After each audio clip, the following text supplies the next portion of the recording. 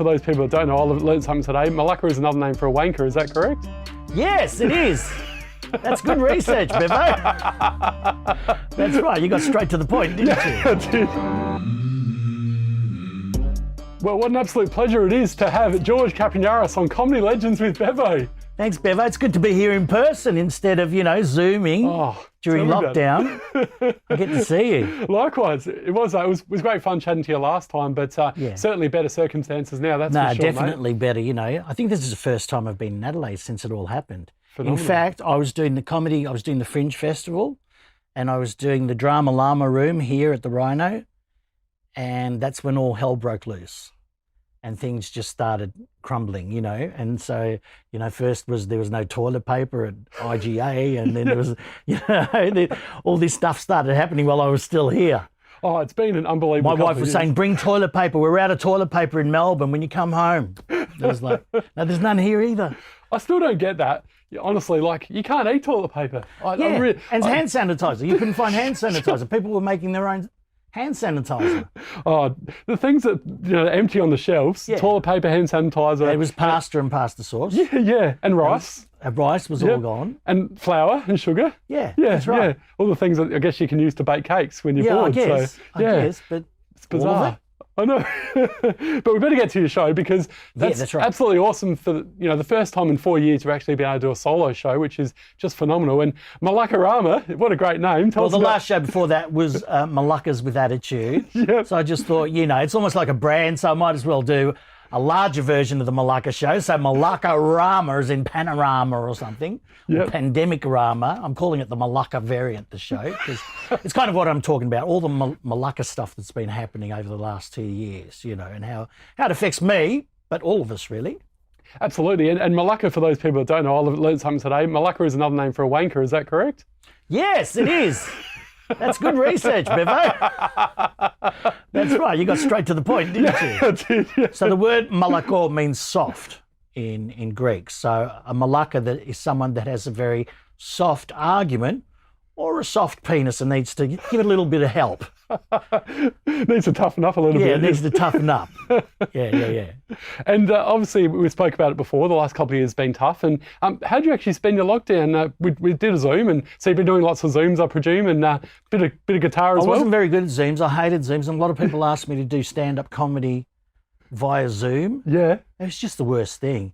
And then there was an offer in Adelaide. Someone wanted me to do a Zoom show for their clients, and they offered me, $3,500 to do it. So I went, here I go, I'm doing it. All right, I'm going to do it. You can't knock back that money. Absolutely. So I did this Zoom. I couldn't hear them. I couldn't see them. So I was just doing my lines, pausing after every joke. Because obviously the feed, it was in a similar situation here in like a studio. Yeah. But I just couldn't. So I just did a 30-minute routine with pauses after every, what I thought was a joke. And that was it. That was Zoom comedy. It was terrible. Yeah, that'd be really tough. Because half of live comedy is, the audience, having an audience there and the laughter and, and that sort of pumps you up for the next joke or the next bit of the show. And if you don't have that, it's kind of pointless. It's like just doing radio. Exactly. And you want to have that, the audience interaction, a bit of banter, some hecklers. And... Yeah. And that's what was great about doing, before I did Acropolis Now, which was a sitcom that I did back in the 80s and the 90s. I did The Flying Doctors, which was a TV series. Great show. I used to watch it as a kid. Flying Doctors, huge all around the world. Yeah. And the thing is, you did a take, and that was it. That was the end of the take. And you had to wait until the show was shown on TV then, because we didn't have, like cable TV or, pick whatever we wanted to. So you'd have to wait for the episode to come on, Channel 9, 7:30, on a Thursday night, to see how good you were until you had no idea. But at least with the sitcom, you heard the instant reaction from the crowd, and that was enough to tell you that the scene was good or the joke was good. And you mentioned Acropolis Now. I was going to ask you about that. Obviously that and Wogs Out of Work, two really big shows you're involved in as well, and Housos and Fat Pizza, the list goes on. But what do you think made Acropolis Now such a popular show and so successful? I think at its time, it was just the right time for it. And, even with Wogs Out of Work and even before then when I first started. So I've been in comedy for 35 years. So 35 years ago was when Neighbours was on. Neighbours just finished 37 years later. Yeah. So when Neighbours was on, all the characters in Neighbours were Anglo characters. They were all blondes and ginger and, so there wasn't one ethnic character or one wog, as we called them, in Neighbours. So my audience or my cult audience had no one to relate to. And we started doing shows and talking about what it was like growing up in an ethnic household rather than an Aussie, with the Greek barbecue as compared to the Aussie barbecue. People were going, well, yeah, that's us too. And they're the type of jokes we tell at home around the dinner table when we have a laugh. And then we started getting a following. Then I was studying drama at the time. Straight after drama school, I did a show called The Tibaldi Brothers, which is a comedy duo. Simon Palomares, who's Spanish, and myself were doing these kind of dubious Italian characters, little comedy mafias are going around selling test tube babies to people. Because IVF had just started around then there too. And we were quite popular. And then Simon and I were approached by Nick Giannopoulos to do a stage show. And we were about to do it all together. And then I got the offer from the Flying Doctors to be a regular on the show. So I left. They became famous with their show was a hit. So it went from a 100-seater to a 400-seater to an 800-seater. And then later on, I came back as a sub, a WOG sub. So if one couldn't do the show, that I'd come in and fill in because they felt like I was part of the team, even though I wasn't part of the team. So while we were doing all that, Crawford's then, who'd worked with me for 3 years on the Flying Doctors, said, hey, you work with those guys that are doing really well in that show. Why don't you do a TV show together? Why don't you do an ethnic comedy company? Because at the time, Con the Fruiterer, Mark Mitchell, that show, all those characters. Colin Carpenter was on it, Russell Gilbert, the Postie, were on this show and they wanted an ethnic version. And we said, hey, let's not do that, but why don't we do a sitcom like Happy Days or Cheers, something like that, and base it in like a Greek restaurant, and then one character could be like a yuppie and the other one could be like a, petrol head and the other one could be like a traditional over the seas, New Australian. And they went, right, okay, go away and write it for us. And we went, hang on, we just started in the business. How do we've got no idea how to write for TV. They said, don't worry, we'll give you the best. They gave us Andrew Knight. He's like a famous script writer. He was our story editor. And we came up with the first episode of Acropolis Now. And from there, in fact, the first episode was a bit of a dud because the guy we used was an old Serbian guy. He wasn't really he was sort of like a part-time actor. So we reshot his scenes with Warren Mitchell from the UK. Warren Mitchell was a very famous actor around the world, but from the UK. He's the guy, Alf Garner, the West Ham supporter. Did you ever see, you know who I'm talking about? No. He was very English and very, controversial, stuff 'em all and all that sort of stuff. Yeah. So we got him and he played a really good Greek. He was fantastic in the role.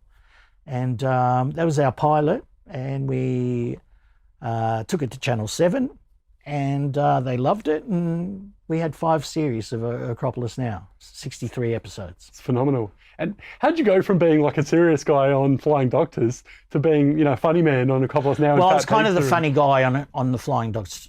I wasn't a serious guy on the Flying Doctors. I was the comic relief sort of guy. But okay. I was the first ethnic in the business probably, because they wanted me to play an Italian character. And I said, look, I'm Greek. Why don't I play a Greek character? You want a character called DJ. They wanted this radio operator.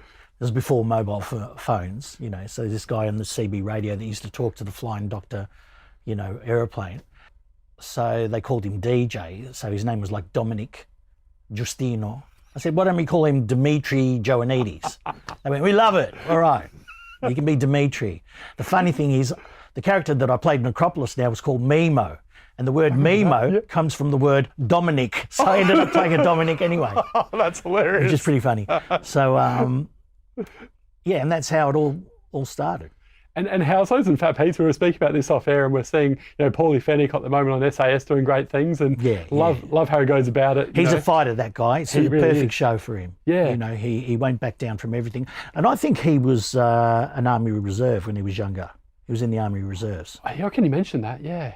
I think I saw something the other day, but he is a battler, And he's a fitness fanatic. He boxes, he runs, he's, I think he's got what do they call it now?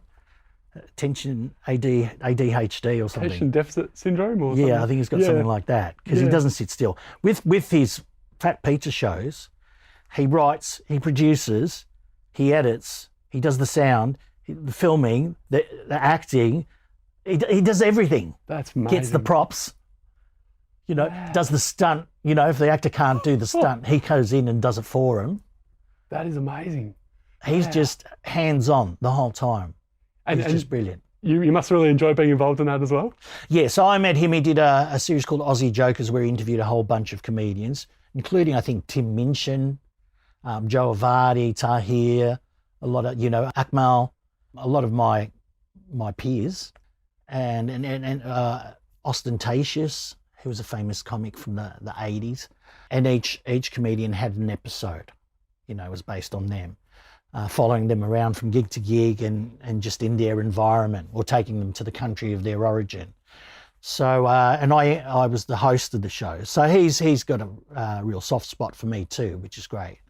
So he already had a character called Ronald McDougall, but I didn't think that character worked as well as he wanted it to work. So then he got me to be the Ronald McDougall character in the film. And that's after he'd cast me, because he did a live version of Fat Pizza at the Enmore Theatre. It was a live production. So all those stunts, I had to do a fighting scene with him on wires hanging off the Enmore Theatre. I think I broke my finger too, but I didn't want to admit it, Yeah.